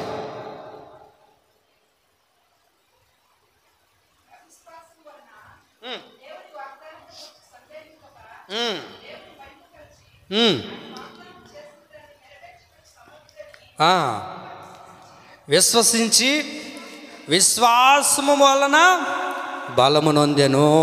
వినాలి. అబ్రహాము గురించి రాయబడిన మాటలు ఇవి. అబ్రహాము బలపరచబడుతూ ఉన్నాడు. ఎలా బలపరచబడ్డావు అబ్రహాము అని అంటే విశ్వాసమును బట్టి అబ్రహాము స్థిరపరచబడ్డాడండి. వయసులో ఉన్నప్పుడు విశ్వాసం ఉందంటే సరే అనుకోవచ్చు. ఇప్పుడు అయ్యగారికి ఎన్ని సంవత్సరాలు? 100 సంవత్సరాలు ఉన్నా సరే విశ్వాసములో నుండి తొలగిపోలేదు, విశ్వాసంలో స్థిరపరచబడుతూ ఉన్నాడు. మనం ప్రారంభంలో దేవుడి దగ్గరికి వచ్చిన కొత్తలో చాలా విశ్వాసం ఉంటుంది. దేవుడి దగ్గరికి వచ్చిన కొత్తలో చాలా నమ్మకం, చాలా విశ్వాసం. అది రాను ఏమైంది? రాను రాజుగారి గుర్రం సింహం అయిందా? సింహమే పెట్టుకుందాంలే, ఇంకొకటి ఎందుకు బాగలేదు. ఏది ఇష్టమైతే అది పెట్టుకుందాం, మన ఇష్టం కదా. చెప్పండి. రాను అందరు పెరుగుతుంటే ఏమండి మనం ఏమవుతున్నాం? అబ్రహాము చూడండి, తన ప్రారంభంలో ఎవరి కాలంలో దేవుడు పిలిచాడు, మంచి వయసు ఉన్నప్పుడు పిలిచాడు, అప్పుడు విశ్వాసం ఉందంటే ఓకే. ఇప్పుడు ఎంత వయసు? 100 సంవత్సరాలు. ఏమండి భార్య అంటుంది, శారం తల్లిగారు అంటారు, ఇంకెక్కడయ్యా బిడ్డలు కలిగేది? వయసు అంతా ఉడికిపోయింది, అంతా అయిపోయింది, బలం అంతా పోయింది, ఇప్పుడు బిడ్డలు కలుగుతారని నవ్వుతుంది. కానీ అబ్రహాము నవ్వలేదండి. ఆ 100 సంవత్సరాల వయసు ఉన్నప్పటికీ విశ్వాసంలో ఏం చేయబడుతున్నాడు అంటే స్థిరంగా నిలబడుతున్నాడు. స్థిరత్వం ఎక్కడుంది మనకు? విశ్వాసంలో స్థిరపడబడగలుగుతున్నామా? ఏమండి ప్రార్థన చేసాం బిడ్డల కోసం, బిడ్డలు కలగకపోగా పద ఇంక దేవుడు బిడ్డలు ఇచ్చేటట్లేడు, ఏదో ఒక అనాథాశ్రమంలో ఏదో ఒక బిడ్డను తీసుకొని సాగుకుందాం. అబ్రహాము ఎప్పుడైనా అలా చేశాడా? అబ్రహామును దేవుడు బలపరచడానికి గల కారణం ఏంటో తెలుసా అండి? విశ్వాసంలో స్థిరపడ్డాడు. నేను చచ్చేలోపైనా దేవుడు నాకు చేసిన వాగ్దానాన్ని దేవుడు నెరవేరుస్తాడు, నేను చచ్చేలోపు నాకు బిడ్డనిస్తాడు, అంతే. ఆ స్థిరత్వంలో నిలబడాలండి, ఆ విశ్వాసంలో నిలబడాలి. ఆ విశ్వాసం కలిగి ఉందా మనకు? ఆ విశ్వాసంలో నడిపించబడగలుగుతున్నావా? ఎంతవరకు మనకు విశ్వాసం ఉంది? ఆ విశ్వాసంలో ఎంతవరకు ఉండగలుగుతున్నాం? ఏండి మనకు బాగా తెలుసు కదా, 18 సంవత్సరాల నుంచి రక్తస్రావంతో బాధపడుతున్న స్త్రీ ఏండి ఆమెకు నిశ్చయించుకునింది, ఆ మనసులో ఒకటి అనుకునింది, నేను యేసయ్య దగ్గరికి వెళ్తున్నాను, నేను దేవుడి దగ్గరికి వెళ్తే దేవుడు నన్ను చెప్పండి ఏం చేస్తాడు? దేవుడు నన్ను స్వస్థపరుస్తాడు. ఎట్లా చెప్పిందో తెలుసా ఆమె? వినాలి. మందిరానికి వెళ్ళిన తర్వాతనో యేసయ్య వస్త్రాన్ని ముడితేనో కాదు, ఆమె ముందుగానే విశ్వసించింది. నేను ఎప్పుడైతే ఆయన వస్త్రాన్ని ముడతాను, ఆయన దగ్గరికి వెళ్తాను, నేనేమైపోతాను? ఇప్పుడు బాగుపరచబడతాను, నేను స్వస్థత పొందుతాను. ఏముందో తెలుసా? అక్కడ మత్తయి సువార్తలో రాయబడి ఉంటుంది, 9వ అధ్యాయం 21వ వాక్యంలో, నేను ఆయన పై వస్త్రమును ముట్టితే బాగుపడుదునని తనలో తాను అనుకునింది. ఏమనుకునింది ఆమె? తనలో తాను ఏమనుకునేదో తెలుసా? నేను ఆయన వస్త్రాన్ని తాగితే స్వస్థత పొందుతాను. ఆ విశ్వాసం ఉండాలండి. ముందుగానే విశ్వసించింది ఆమె. వినాలి, ముందుగానే ఏం చేసింది ఆమె? విశ్వసించింది, దేవుని మీద నమ్మకం ఉంచింది. అప్పుడే దేవుడు ఆమెను స్వస్థపరిచాడు. అందుకే దేవుడు అన్నారు, అమ్మా నీ విశ్వాసం నిన్ను స్వస్థపరిచింది.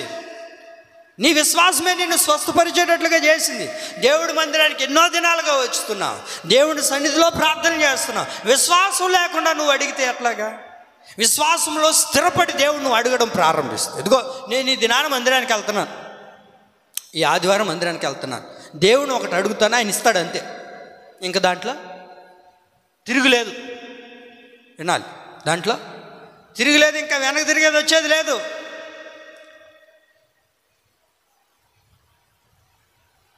ఎట్టున్నారు? బాగున్నారా? ఆపిమంటారా? ఎప్పుడైనా పుట్టినింటికి వెళ్ళి మా నాన్నని ఒక 1000 రూపాయలు అడిగితే ఇస్తాడు. ఒక 1000 రూపాయలు చాలు, ఎక్కువ వద్దు. 1000 రూపాయలు అడిగితే ఇస్తాడు, ఖచ్చితంగా ఇస్తాడు అంతే. ఇంక దాంట్లో తిరుగులేదు. ఎవరైనా ఇస్తారో ఎవరో అన్న అపనమ్మకం ఉంటుంది. కానీ నా తండ్రి దగ్గరికి వెళ్ళి, నాన్న నాకు ఒక 1000 రూపాయలు కావాలండి, ఆయన దగ్గర ఉన్నా లేకపోయినా పక్కనోడి ఇంటి దగ్గరికి వెళ్ళి, ఏమండి లేకపోతే వడ్డీకైనా తీసుకొని వచ్చి నీకు 1000 రూపాయలు ఇస్తాడా ఈడా? నువ్వు ఇంటికాడ ఏమనుకొని వచ్చినావు? బయలుదేరేటప్పుడే, బస్సు ఎక్కేటప్పుడే, ఆటో ఎక్కేటప్పుడే మా నాన్న దగ్గరికి వెళ్తే ఖచ్చితంగా నాకు ఇస్తాడని విశ్వసించావు. నువ్వు ఇంటికి ఇచ్చిన తర్వాత ఇస్తాడు ఖచ్చితంగా. కారణం ఏంటి? నీ తండ్రి మీద ఉన్న నీకు విశ్వాసం. మరి దేవుడి మందిరానికి వచ్చేటప్పుడు దేవుడు నేను ఒకటి అడుగుతాను, ఆయన ఖచ్చితంగా నాకు చేస్తాడంతే. ఆ విశ్వాసంలో స్థిరపడాలి. అలాంటి విశ్వాసం కలిగిన వారిగా ఉండాలి. ఆయన చేసింది అదే. ఏమండి, ఇదిగో నేను దేవుడి దగ్గరికి వెళ్తాను, ఆయన ముట్టగానే నన్ను స్వస్థపరుస్తాడు అంతే. ఇంక వేరే సందేహపడలేదండి. మరి అలాంటి విశ్వాసం మనలో ఉందా? అలాంటి విశ్వాసం కలిగిన జీవితం మనలో కొనసాగించబడుతున్నామా? ఏమండి, విశ్వసించడం అంటే అందరూ విశ్వసించలేరండి దేవుణ్ణి. వస్తారు ఎంతోమంది దేవుడి మందిరానికి వచ్చి పోతూ ఉంటారు. అందరూ విశ్వసిస్తారా? అందరూ విశ్వాసంలో స్థిరపడతారంటే అందరూ విశ్వసించలేరు. ఎవరు విశ్వసిస్తారు? మరి ఎవరు విశ్వాసం ఉంచుతారు దేవుడి మీద అని బైబిల్లో మనం చూడగలిగితే యెషయా గ్రంథం 26వ అధ్యాయం 3వ వాక్యంలో మంచిగా రాయబడి ఉంటుంది. చూడండి, ఎవరు విశ్వసిస్తారు అని అంటే యెషయా గ్రంథం 26వ అధ్యాయము, ఎవని మనస్సు నీ మీద ఆనుకొనునో, అబ్బా ఎవడైతే నీ మీద చెప్పండి ఏమనుంది? ఎవని మనస్సు నీ మీద ఆనుకొనునో ఏలయనగా అతడు నీ యందు విశ్వాసముంచి ఉన్నాడు. అది అందరూ విశ్వసిస్తారా దేవుడిని అంటే? అందరూ విశ్వసించలేరండి. ఎవరైతే ఆయనను ఆనుకుంటారో, చెప్పండి ఎవరంట? ఎవని మనస్సు నీ మీద ఆనుకొనునో. నీ మనస్సు ఎవరి మీద ఆనుకోవాలి? దేవుని మీద ఆనుకొని, దేవుని మీద విశ్వసించి, దేవుడే నాకు సర్వస్వం అండి. లోకంలో ఉన్న వాళ్ళు చేస్తారు, చేయరు అని నేను చెప్పట్లేదు. కొద్ది మట్టుకు వరకే, కొంత మట్టుకు వరకే, కొద్దిసేపు వరకే. కానీ దేవుడు ఎవరో తెలుసా అండి? ఆయన మీద నువ్వు ఆనుకోగలిగితే, నీ మనస్సు ఆయన మీద ఆనుకోగలిగితే, ఏమండి ఆయన ఏం చేస్తాడో తెలుసా అండి? నీ విశ్వాసాన్ని స్థిరపరిచి, నీ అక్కర్లేంటో, నీ సమస్యలేంటో, నీ ఇబ్బందులేంటో ప్రతి దానిని కూడా తీర్చగలిగిన దేవుడు ఆయన. కాబట్టి ఆయన మీద ఆనుకోవాలి మనం, ఆయన మీద విశ్వసించాలి. కొంతమంది మూర్ఖులు ఉంటారు, మూర్ఖులే అనాలి వీళ్ళని. ఏం చేయలేడు దేవుడు, ఏం చేయలేదే దేవుడు. చేస్తాడమ్మా, నీ మట్టుకు నువ్వు అడుగు. ఏమే నువ్వు ప్రార్థన చేస్తున్నావు, నువ్వు చేయకూడదా? నాకు ఇచ్చేయకూడదా ఆయన? మా ఊర్లో ఉండరు అట్టంటోళ్ళు. మా ఊర్లో ఎట్టంటోళ్ళు అంటే వాళ్ళు ప్రార్థన చేసుకుని ఆయన, అమ్మా ప్రార్థన చేసుకుని ఆయన చిన్నోడా, మా తల్లి ప్రార్థన చేసుకో. ఏమి నేను చేయకపోతే నువ్వు జాతరలో చాలదా, నీకేమి ఇచ్చినాడు దేవుడా? ఏందంట వీళ్ళు ఎడ చేయాలా? ఎడ చేయాలి చెప్పండి? ఎవరో చెప్తున్నారు ముళ్ళ కడితో కొట్టాలని. కొట్టబలేదు, వాళ్ళని వదిలేద్దాం, మనకెందుకు? ఈయన చేయదు ప్రార్థన, ఈయనకి లేదు విశ్వాసం. ఈ విశ్వాసంలో లేకుండా మళ్ళీ ఏందో పైరు కోతలకు కానీ బొదులకు పోతారు చూసారా? కరువు పనికి బొదులకు పోతలా అట్ట చెప్తుంటుంది. ఇదిగో నా బోధులు నువ్వు చెయ్యి. ఏం చేసేది? ఎవడి విశ్వాసం వాడిది, వాడి స్థిరపడాలి కదా. ఏమండి, నువ్వు అడగకుండా నువ్వు చెయ్యి, నువ్వు పో, నువ్వు ఉండు, నువ్వు చేస్తున్నావు కదా, నీకేం ఇచ్చినాడు దేవుడు అంటే, విశ్వాసంలో స్థిరపడిచిన వాడిని దేవుడు ఖచ్చితంగా బలపరిచి వాడు అక్కర్లను తీర్చడం ప్రారంభిస్తాడండి. ఎవని మనసు అయితే దేవుని మీద ఆనుకుంటుందో వాడే విశ్వాసం ఉంచగలుగుతాడు, వాడే దేవుని మీద నమ్మకం ఉంచగలుగుతాడండి. అందుకే యేసుక్రీస్తు ప్రభులు వారు చివరి దినాల్లో మాట్లాడిన ఒక మంచి మాట మనం చదువుకొని ముగించుకుందాం. మత్తయి సువార్త 21:21. మత్తయి సువార్త 21:21. ఇంకా నేను ముందుకెళ్ళను, అయిపోయింది. ఈ వాక్యం చదవండి. మత్తయి సువార్త ఆగనాయన. మత్తయి సువార్త 21:21. అందరు కలిసి చదువుకుందాం. చదవండి, అందరు చదవాలి.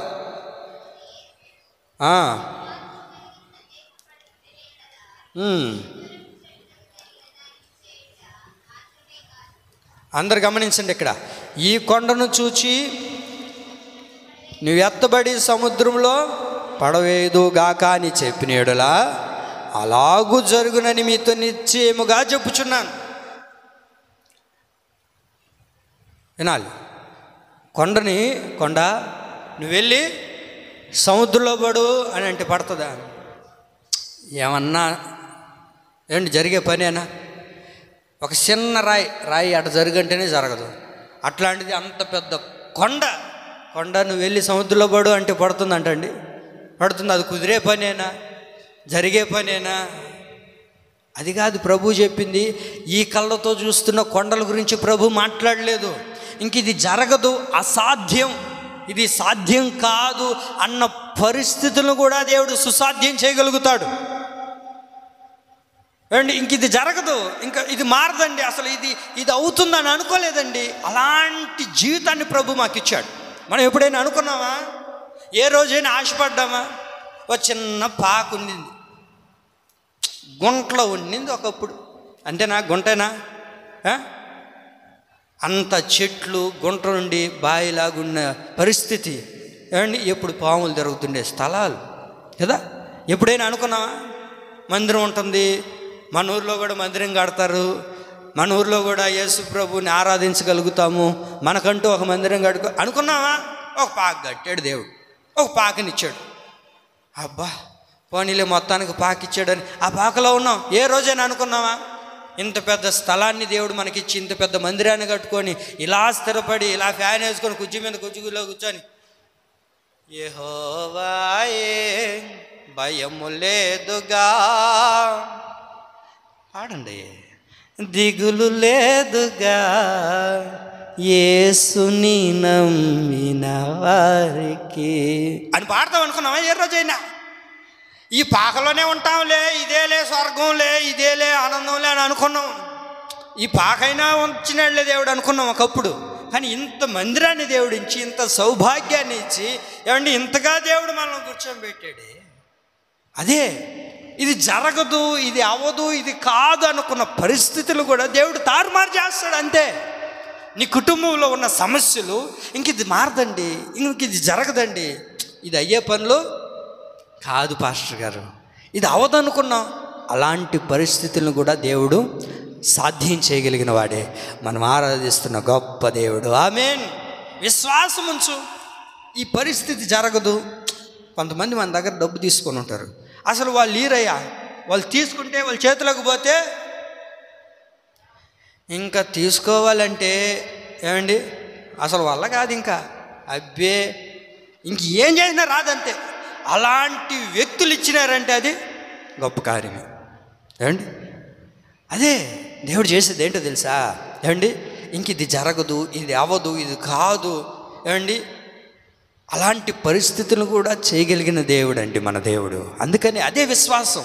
అలాంటి విశ్వాసం కలిగి ఉంటే దేవుడు ఖచ్చితంగా మన జీవితంలో గొప్ప కార్యాలు చేస్తాడు, మనల్ని బలపరుస్తాడు. అబ్రహామును బలపరచడానికి గల కారణం ఏంటో తెలుసా అండి? అతను విశ్వాసములో ఏమయ్యాడు? స్థిరపరచబడ్డాడు. నా దేవుని పిల్లరా, మనల్ని కూడా దేవుడు అదే కోరుకుంటుండేది. నీకున్న విశ్వాసంలో మనం ఏం చేయబడాలి? స్థిరపరచబడాలి. మనకి ఏ విశ్వాసం ఉందో ఆ విశ్వాసంలో స్థిరపడాలి. ఆ విశ్వాసంలో మనం ఎప్పుడైతే నిలబడగలుగుతామో, ఆ విశ్వాసంలో ఎప్పుడైతే మనం ఉండగలుగుతామో, దేవుడు మనల్ని అంతకంతకు బలపరచడం ప్రారంభిస్తాడు. కాబట్టి కృంగిపోవద్దు. ఎందుకు ఇలా జరిగింది, ఎందుకు ఇలా అవుతుంది, ఇంతే మా పరిస్థితులేమో అని నువ్వు ఒకవేళ బలహీనపడిపోతున్నావేమో, బలహీనపడొద్దు. దేవుడు అంటారు, ఇదిగో నీ విశ్వాసంలో స్థిరపరచబడు, నేను నిన్ను బలపరుస్తాను. అందుకే ఈ నెలలో ప్రభు చెప్పకనే మనతో చెప్తున్న మాట, నేను నీకు మేలు చేయవలనని నేను నిన్ను బలపరుచుచూ ఉన్నాను. అందరు చెప్దాం. మీ పక్కన వాళ్ళకి చెప్పండి, దేవుడు నిన్ను బలపరచబోతున్నాడని చెప్పండి. మీ పక్కన వాళ్ళకి చెప్పండి, ఈ నెలలో దేవుడు నిన్ను బలపరుస్తున్నాడు. దిగులు చెందొద్దు. ఇంకా నేను ఇంతేనండి, నేను దిగులు పడిపోతాను. దిగులు పడబాక. దేవుడు ఖచ్చితంగా నిన్ను బలపరిచే రోజు రాబోతుంది. అది ఈ రోజే అయింది. దేవుడు ఈనాడే అది మొదలుపెట్టి ఉన్నాడు. ఆమేన్. కాబట్టి ఈ వాగ్దానాన్ని చేతబట్టి, ప్రభువా నీవు నన్ను బలపరిచేయా. బలహీనపరచబడిపోయాం, బలహీనలైపోయాం. చూస్తున్న పరిస్థితులు అలాంటివి. ఏమండి, అటు పక్క చూస్తేనేమో, ఒక పక్క చూస్తేనేమో కరోనా పరిగెత్తి వస్తుంది. విపరీతంగా గాయాల్సిన ఎండల్లోనేమో వానలు పడుతుండే, వానలు పడాల్సిన టైంలోనేమో మంచు కురుస్తుండే, మంచు కురసాల్సిన టైంలోనేమో ఎండలు కురుస్తుండే. అన్నీ తారుమారే. ఎప్పుడు ఏం జరుగుతుందో, ఎలా మారిపోతున్నాయి పరిస్థితులు లేవు. అందుకనే ఏమండి అనారోగ్యాలు, సమస్యలు, ఇబ్బందులు. కనుకనే దేవుని ప్రియులారా, ఎప్పుడు ఏం జరుగుతుందో మనకు తెలియదు కనుక ఇలాంటి పరిస్థితులు చూసినప్పుడే కదా మనం బలహీనపరచబడిపోయేది. ఇలాంటివి జరిగినప్పుడే కదా బలహీనలైపోతున్నాం. ఎన్నెన్నో జరుగుతున్నాయి, అవి చూసినప్పుడు బలహీనత వచ్చేస్తుంది మనలో. అందుకే ప్రభు అంటారు, మీరు బలహీనపడొద్దు, నేను మిమ్మల్ని బలపరుస్తాను, నేను నిన్ను బలపరుస్తాను. దేవుడు మన సంఘాన్ని బలపరచునుగాక, మన కుటుంబాన్ని బలపరచునుగాక, మన ఆత్మీయ జీవితాన్ని బలపరచునుగాక, మన బిడ్డలను బలపరచునుగాక, మన దేశాన్ని బలపరచునుగాక, మన రాష్ట్రాన్ని బలపరచునుగాక, మన అధికారులను బలపరచునుగాక, మన గ్రామాన్ని బలపరచునుగాక. నిత్యము ఆయన మనతో ఉండి మేలు చేసి మనల్ని బలపరచునుగాక. ఈ కొద్ది మాటలు ప్రభు మన వినికిడిలో స్థిరపరిచి నీరు కట్టి ఫలింపచేసి బలపరచునుగాక. ఆమేన్. అందరూ మోకరిద్దాం.